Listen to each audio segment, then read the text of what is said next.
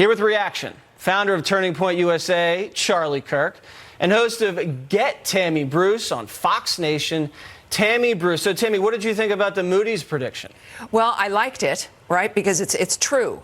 But I would say that they had a codicil there, and I would warn everyone as well, that it depends on enthusiasm. Every race depends on who's getting their people out.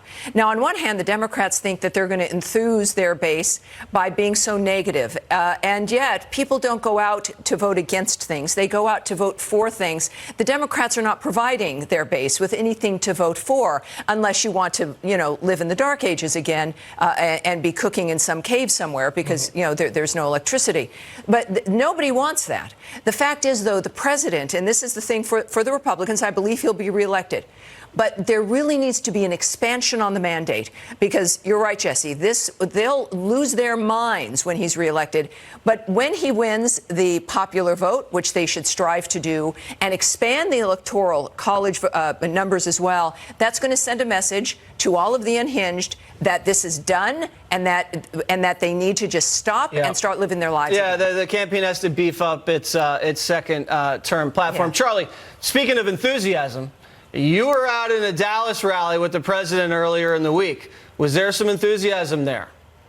Just a little bit, Jesse, I'll tell you. It was the most people they've ever had in American Airlines Arena in Dallas, not to mention 20,000 plus people outside. And look, the Democrats pushing towards impeachment, it started to make sense, because they're seeing the crowds, they're seeing the Trump campaign sitting on $125 million in cash. President Trump raised double that of Barack Obama during this period of time for his reelection campaign. They also see that model that shows that President Trump should, by all objective analysis, should win election in 2020. So what do they have to do to slow down the Trump train? They have to try to push forth the only thing they have left in their toolkit, impeachment.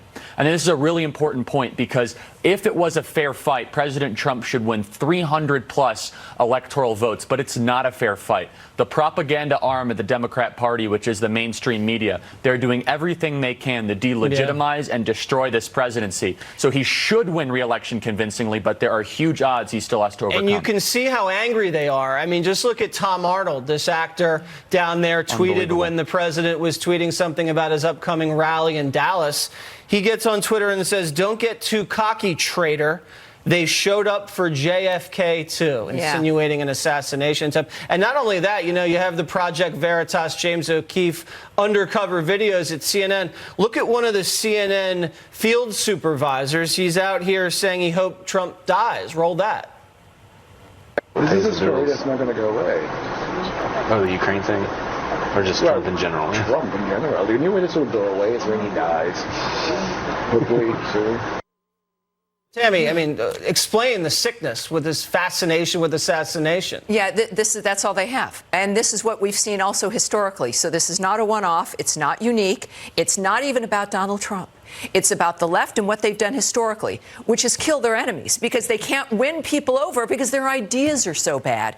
This is why socialism in the left, it's a dead, failed ideology, and this is why. Now, in America, of course, thank goodness, we've got freedom of expression. We can have this conversation. And Charlie's right when it comes to enthusiasm. There was another record month of fundraising for the RNC, of all things, right? Because we can support Trump. He's got a separate fundraising mechanism, which is making record hauls. But another fundraising record in September. The Democrats, Jesse, are in debt.